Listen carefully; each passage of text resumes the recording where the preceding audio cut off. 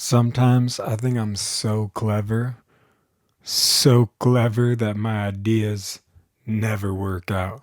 Like I was running late out the door the other day, and so I figured, oh, now would be a good time to implement some fruit, you know? So I went in, grabbed some fruit, took one bite of some cantaloupe. That's some good stuff. However, the one bite I took, sour. And I'm talking like instantly, like you taste it and you go, what? That's not how that is supposed to go. So I substitute that out with an apple and I hit the road, Jack.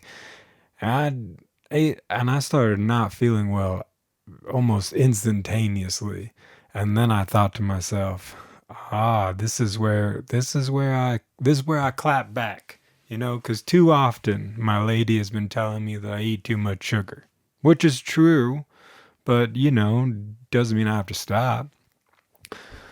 So I go, oh, this apple is the thing that made me sick, and so I sent a little, you know what I mean, a little pigeon, because that's how we relay information nowadays. A raven, one of those, some sort of avian creature. I sent her way to deliver the message that, like, hey, look, an apple a day does not keep the doctor away, because I might have to see him sooner than I wanted to, because this apple is not treating me fairly. And when you say something and they just start instantly laughing at you, like do your face, like they're not, they don't try to hide it, they're just blatantly, because what you've said is so just out of this world, not clever at all. But you said it with such conviction. You're like, an apple a day, that's what I ate, and that's what I got sick of. And instantly, then just the backhand just comes, not a real backhand, but an ethereal backhand. You can still feel the hurt. Came in a swinging, and she goes, "Are you sure it wasn't the expired cantaloupe? Because remember when I said that cantaloupe was sour? It was expired, and not just expired, not just like, oh, you look at it, check the date, and there's the sell by and the expired, and you never know which one is which, and sometimes you can risk it for a day. My lady is usually the key point of contact. Sometimes she throws in an oddball and goes, "That's okay," and you go, "Wait, what? How is it? But this wasn't okay the last time." You just let it fly. But this time, this stuff was 10 days expired. No wonder the cantaloupe had just turned sour. And I mean, just through and through. Like, it's sour all the way. Yeah, that's what you get for trusting the label. I don't even trust the label. I was hungry and I tried to eat some fruit. I tried to do the smart thing and the healthy thing tried to kill me. So I'm going back to sugar. I put on the grocery list donuts just because I'm like, I'm playing it on the other side. But sometimes I think I'm so clever. There was this time when, I had started working at this gig that was really super early in the morning. It could have not been super early in the morning, but I was a young adult, and anything before 10 a.m. is early. But it was the crack of dawn, the kraken. No, but I was thought, oh, I'm not getting any sleep, and I don't want to show up late because you just started. I just started. I don't know what you guys are doing. And so I drove over there and figured I'll just take a nap right before I start, the job. I came in the work the next day and they said, you have to go home. You can't work here anymore. I go, why? They go, well, you fell asleep through your whole shift. I fell asleep so hard. I took a nap to the serious level. I don't understand people who are like, oh, I'm just going to take a quick 10-minute nap and I'll be zippity doo done all the way out of here. If I take a 5-minute nap, it turns into a 5 hour sleep. Like I become comatose. The whole napping game, not my style. It's an unfair world because I was there, right? Anybody could have just walked out, knocked on my window. Hey, wake up and get in there and start work. I would have been, oh, hey, look, I'm here. But that's not a real case. And then you see things start to become really unfair. Because later in life, somebody was telling me that their favorite employee, I didn't know people had favorite employees. I thought you just like You walk into a place, you deal with people who work there, and then you get out. I didn't know people like built relationships, but this person was like, I built this relationship with this employee, and they're my favorite. And I go, what makes them your favorite? Because, you know, I've never seen the talent, but let's. What do you got? Well, I caught them sleeping on the job. Sleeping on the job. Why would that be a criteria for you going, hey, this person now rose to the tippy top of my list of people who work in this establishment because when I came to do business, they were asleep. And I caught them sleeping, and so now they're my favorite person because I didn't tell anyone. Why? I mean, one, you just that person's asleep, you just move about your business.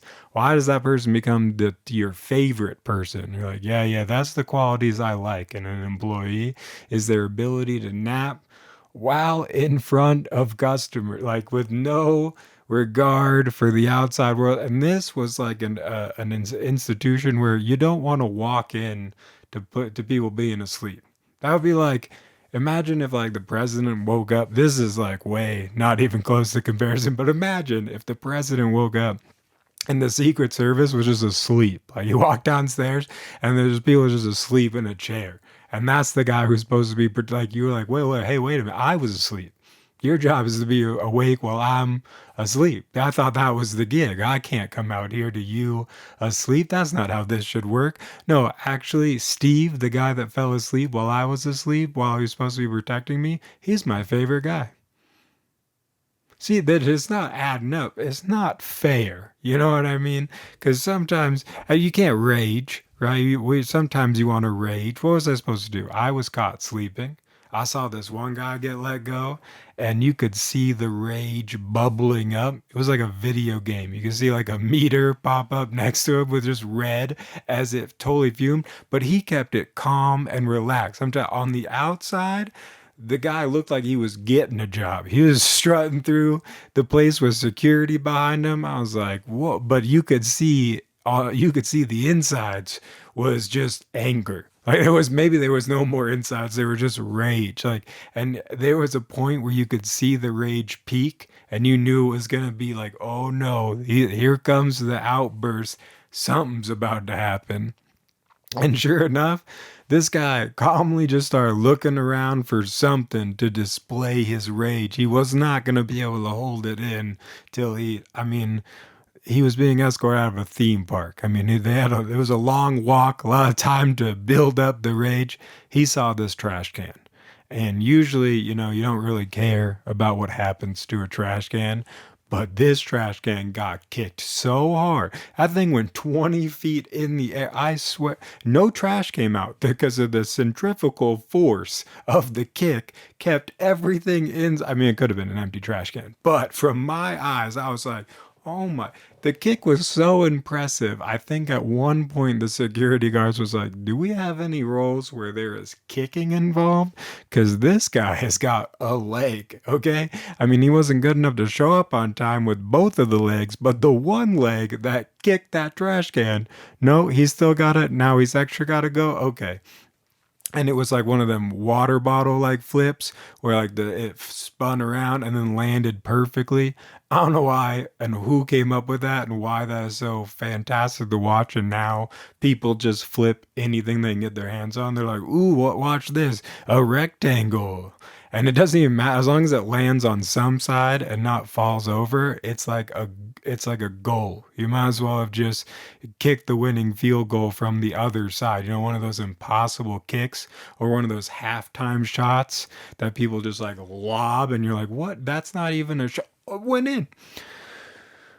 So sometimes it's kind of unfair the way the cookie crumbles, but that's the way it works. Sometimes there's positives. I worked at this one place where I got tickets to a hockey game. I don't even know what hockey is. I mean, I know, it's ice and there's a puck and things of that nature. But outside of that, I have no idea. Actually, when I was a kid, we had like a famous The only person in hockey I've ever known, and some people just get so big you just know who that, like Wayne. I went to school with his kids, right? Maybe for like one day, who knows? But this is a memory I have. And his dad showed up and just destroyed 40 kids at hockey. And I think after that day, I was like, I never want to touch a stick or a puck again. I mean, I don't know if the sons harass their dad, like, oh man, if it was us and my 40 kids, we could just like pile, like we just create a wall and you wouldn't be able to get around us. He glided through us like we were cones, and not even good cones, like like one of those giant big cones that you could see from miles away. I mean, we were nothings. And not only that, the Suns didn't even get to play like against him. They were all on one team. And I thought, and at one point, I think it was just him playing, going, not only am I going to school all of your friends, I'm going to make it look like you guys weren't doing anything. It was a spectacular show. Then they got up on a roof and started throwing candy at us. And not good candy, it was like hard candy. I don't think anyone had figured out, when there was like, well, we can't do the whole pinata game, right? Because that takes forever. You got to find a donkey, empty it out, put a bunch of candy in it, blindfold big kids, hit it with a bat. It's not, so let's just go up on this roof and toss it down to them. But all they had was Jolly Rancher, like hard candy, like, and not good candy, right? Because you're like, oh yeah, and then it's like, oh, here, suck on it, sucker. And it was like, suck on it and then eat it in your head too, because ow, painful. So it's the unfair game of life sometimes, and you wish you could just lose it. Like not. Sometimes you just want to get lost, right? You don't want to get lost, but I'm gonna get lost. So with that, I'm gonna get out of here. So thank you guys so much for watching. We'll catch you guys on the next one. Until next time, bye bye.